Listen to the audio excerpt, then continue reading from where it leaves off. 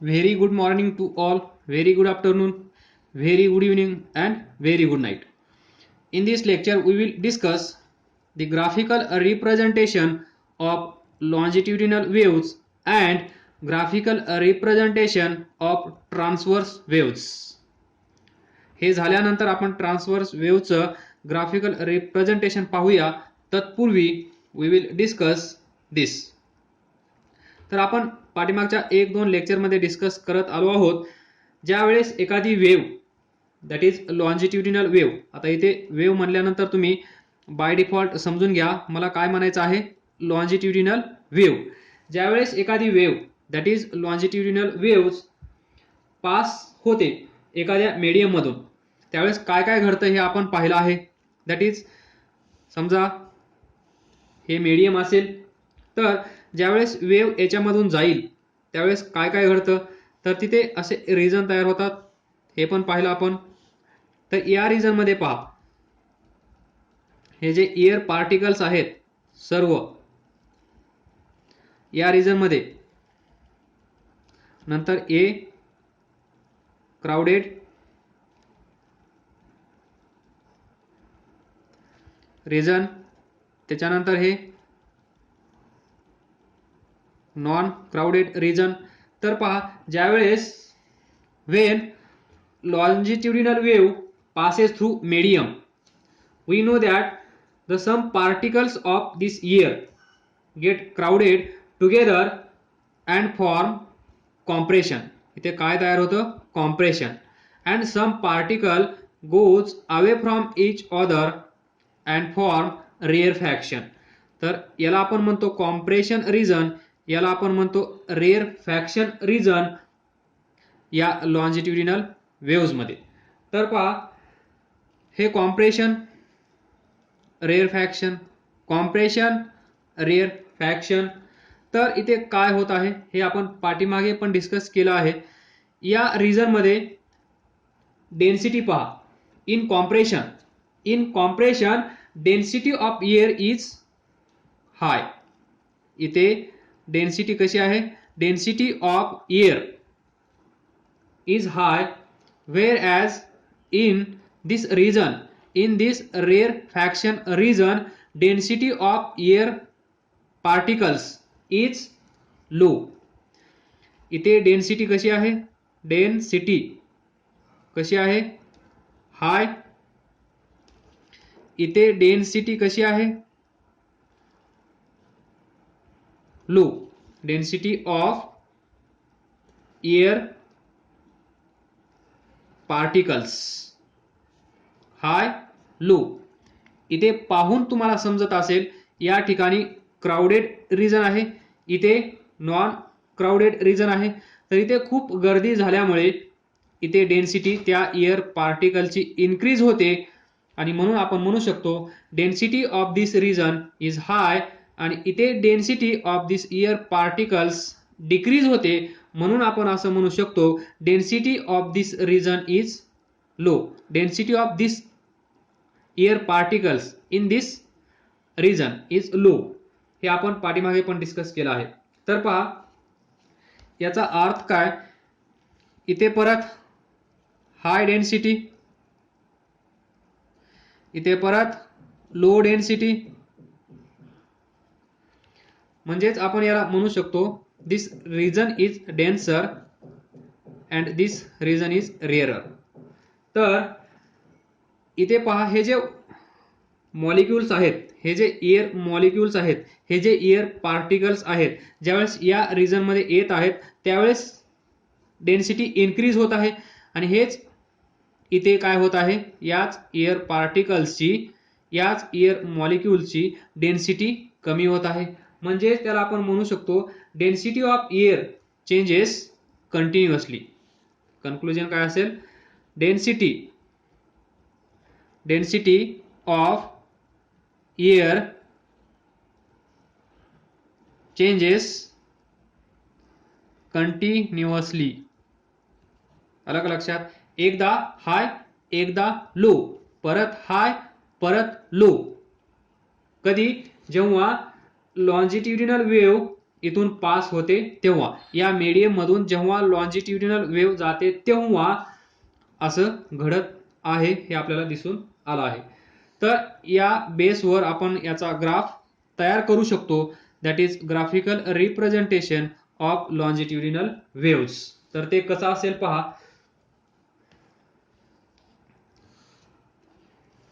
Y axis वर, या x axis वर घ्या डिस्टन्स फ्रॉम सोर्स, इथे घ्या डेन्सिटी ग्रेटर, या साईडला घ्या डेन्सिटी लेस, डेन्सिटी लेस दॅन नॉर्मल असं आपण म्हणू शकतो. डेन्सिटी ग्रेटर दॅन नॉर्मल इथे पण आपण असं म्हणू शकतो, कारण नॉर्मल डेन्सिटी काहीतरी असेल जेव्हा तिथे कॉम्प्रेशन अँड रेअरफॅक्शन नसेल, कॉम्प्रेशन रिजन तयार झालेलं नसेल, रेअरफॅक्शन रिजन तयार झालेलं नसेल, म्हणजेच नो डिस्टर्बन्स कंडिशनमध्ये. पाठीमागे पहा, पाठीमागच्या लेक्चरमध्ये लाईन ऑफ झिरो डिस्टर्बन्स, शांतपणे आराम करत आहे, त्या सिच्युएशनमध्ये, त्या कंडिशनमध्ये इथे जी डेन्सिटी असेल त्याला आपण म्हणतो नॉर्मल डेन्सिटी. त्या नॉर्मल डेन्सिटी सोबत कंपॅरिझन केलं असता या रिजनमध्ये डेन्सिटी जास्त आहे, इथे डेन्सिटी कमी आहे. तर नाउ दिस लाईन, ही जी लाईन आहे, दिस हॉरिझॉन्टल लाईन, याला आपण म्हणू शकतो नॉर्मल डेन्सिटी. नॉर्मल डेन्सिटी म्हणजे नॉर्मल डेन्सिटीपेक्षा जास्त डेन्सिटी म्हणजेच डेन्सिटी ग्रेटर, नॉर्मल डेन्सिटीपेक्षा कमी डेन्सिटी म्हणजेच डेन्सिटी लेस दॅन नॉर्मल. तर इथे पहा बरोबर त्याच्याच खाली आपण ग्राफ ड्रॉ करूया हे रिजन्स. तर पहा जिथे डेन्सिटी जास्त आहे तिथे आपण असा कर्व ड्रॉ करू शकतो, डेन्सिटी जास्त. इथे पहा डेन्सिटी कमी, तर असं ड्रॉ करू शकतो. परत डेन्सिटी हाय, तर परत तुम्ही असा ग्राफ ड्रॉ करू शकता. परत डेन्सिटी कमी, तर परत तुम्ही असा ग्राफ ड्रॉ करू शकता. तर ही एक वेव्ह तयार झाली. Direction of wave in this direction, आणि ही लॉन्जिट्युडिनल वेव्ह असल्यामुळे हे असेल डिस्टन्स फ्रॉम मीन पोझिशन. पण इथे व्हॅरिएशन कशामध्ये होत आहे? डेन्सिटीमध्ये. म्हणून हा ग्राफ जो काढला आहे आपण तो कशाचा आहे? Density versus distance, density versus distance. तर या रिजनला काय म्हणता तुम्ही? कॉम्प्रेशन. या रिजनला कॉम्प्रेशन. त्यानंतर या रिजनला काय म्हणता? Rare faction. या रिजनला पण रेअर फॅक्शन. हे रिजन म्हणजेच रेअर फॅक्शन. हा आहे छोटासा ग्राफ कशासाठी? लॉन्जिट्युडिनल वेव्हसाठी. लक्षात ठेवा लॉन्जिट्युडिनल वेव्ह म्हणल्यानंतर ते कॉम्प्रेशन अँड रेअरफॅक्शन येणार. Longitudinal wave consist of compression and rarefaction किंवा अल्टरनेट कॉम्प्रेशन. पहा इथे कॉम्प्रेशन आहे, त्यानंतर एक रेअरफॅक्शन झाल्यानंतर परत कॉम्प्रेशन आहे. इथे पहा रेअरफॅक्शन, या रेअरफॅक्शनच्या नंतर परत एक रेअरफॅक्शन आहे, पण याच्यामध्ये एक कॉम्प्रेशन आहे. म्हणजे अल्टरनेट रेअरफॅक्शन किंवा अल्टरनेट कॉम्प्रेशन. लिहून ठेवा alternate compression or alternate rarefaction. आलं लक्षात?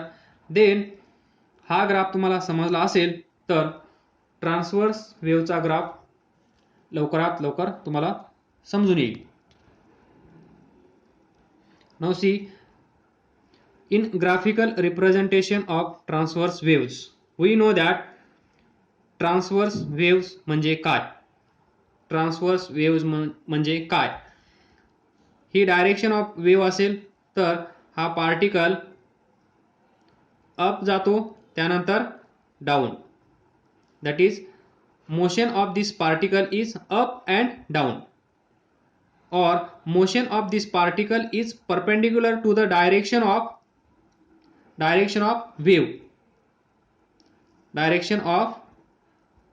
wave. हे ही छोटीशी कन्सेप्ट तुमच्या लक्षात असली पाहिजे before discussing this graphical representation of transverse waves. म्हणजे या लाईनला आपण काय म्हणतो? ज्या लाईन पासून हा पार्टिकल वर जातो, ज्या लाईन पासून हा पार्टिकल खाली जातो, या लाईनला काय म्हणतो आपण? शांत झोपलेली लाईन, आराम करत असलेली लाईन, एकदम प्लेन सरफेस, अनडिस्टर्ब सरफेस. कुठलाही वर्ड लक्षात ठेवा. नो डिस्टर्बन्स म्हणजेच अनडिस्टर्ब कंडिशन. तर इथे पहा, ही लाईन आपण अगोदर ड्रॉ करूया. दिस लाईन म्हणजे इथे वेव्ह तयार झालेली नाही. आता मी लाईन ड्रॉ केली. या लाईनला जर मी नाव दिलं लाईन ऑफ झिरो डिस्टर्बन्स आणि सांगितलं हा ग्राफ आहे ट्रान्सव्हर्स वेव्हचा, तर या ग्राफवरून तुम्ही काय अर्थ काढाल? म्हणजे इथे व्हायब्रेशन होत नाही हा निष्कर्ष तुम्ही काढू शकता. कारण या सरफेसचा एकही पार्टिकल, एकही मॉलिक्यूल ना वर जात आहे ना खाली जात आहे. याचा अर्थ काय? तर इथे डिस्टर्बन्स क्रिएट झालेला नाहीये, इथे वेव्ह क्रिएट झालेली नाहीये. म्हणजेच हा छोटासा सिंपल ग्राफ असेल. नाउ वी विल कन्सिडर छोटासा डिस्टर्बन्स. व्हॉट? छोटासा डिस्टर्बन्स. जर छोटासा डिस्टर्बन्स क्रिएट झाला तर काय होईल? वेव्ह तयार होईल. वेव्ह तयार झाल्यानंतर ती वेव्ह धावायला लागेल. ती वेव्ह धावायला लागेल म्हणजेच एनर्जी ट्रान्सफर करेल. पण आलाच बट दी मॉलिक्यूल्स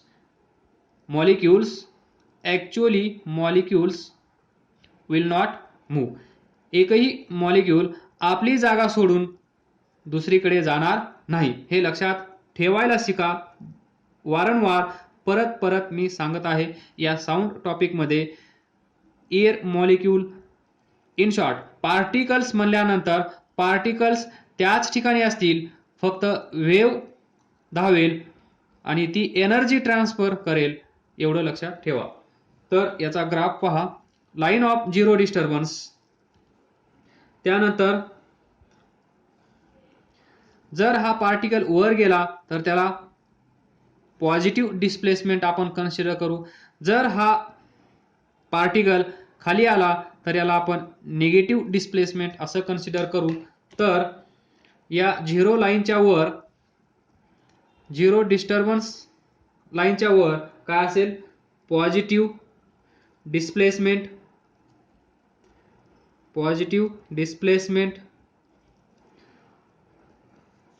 त्यानंतर बिलो दिस लाईन काय असेल? Negative displacement. म्हणजे हा पार्टिकल मेन पोझिशन पासून वर जात आहे एवढं डिस्टन्स, खाली जात आहे एवढं डिस्टन्स. म्हणजे या मेन पोझिशन पासून वर आपण कन्सिडर केलं पॉझिटिव्ह डिस्प्लेसमेंट. हे पॉझिटिव्ह असेल तर त्याच्या अपोजिट डायरेक्शन मध्ये फिजिक्समध्ये काय असतं? Negative displacement. त्यानंतर ही लाईन म्हणजे लाईन ऑफ झिरो डिस्टर्बन्स. तर याचा ग्राफ कसा येतो ते पहा. 1 2 3 4. तर पहा इथे असेल दिस, त्यानंतर अल्टरनेट, त्यानंतर निगेटिव्ह, त्यानंतर हे अल्टरनेट निगेटिव्ह. तर x y आणि इथे लिहा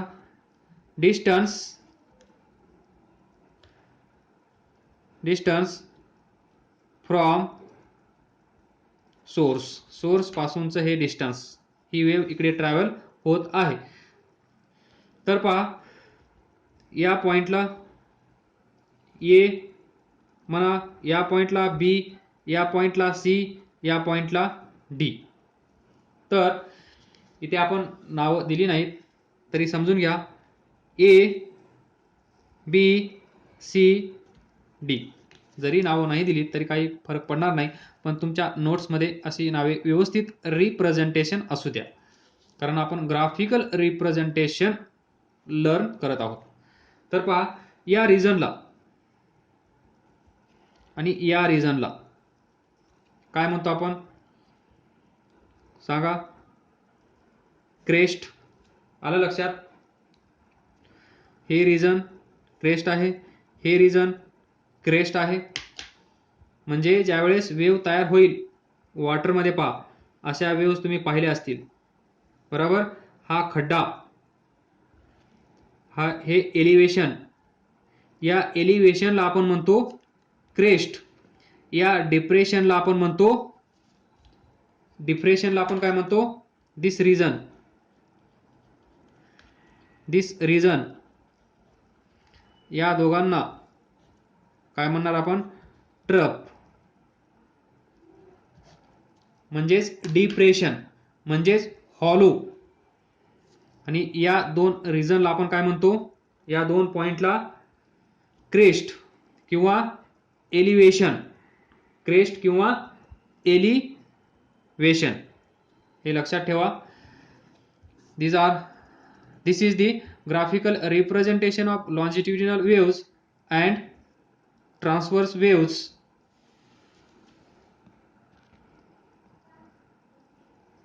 या ग्राफला काय म्हणतात, पहा इकडे,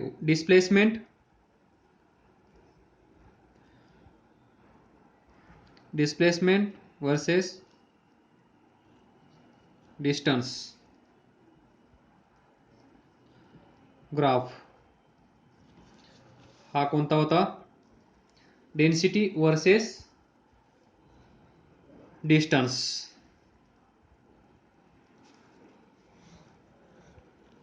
लॉन्जिट्युडिनल वेव्ह मध्ये डेन्सिटीवर परिणाम होत आहे, इफेक्ट होत आहे. कधी हाय डेन्सिटी रिजन तयार होत आहे, तर कधी लो डेन्सिटी रिजन तयार होत आहे. इथे कधी पार्टिकल वर जात आहे, तर कधी पार्टिकल खाली जात आहे. म्हणून आपण इथे डिस्प्लेसमेंट कन्सिडर केली, तिथे डेन्सिटी. लक्षात ठेवा. ऑल आपली साऊंड वेव्ह कशी आहे, साऊंड वेव्ह ट्रान्सवर्स आहे की लॉन्जिट्युडिनल आहे, तर कशी आहे, लॉन्जिट्युडिनल वेव्ह. वॉटरमध्ये ज्या वेव्स तयार होत आहेत त्या कशा आहेत, transverse waves. This is for revision. तर काय समजलं नसेल तर विचारत जा, अभ्यास करत राहा, पुढे जात राहा. All the best. थँक्यू.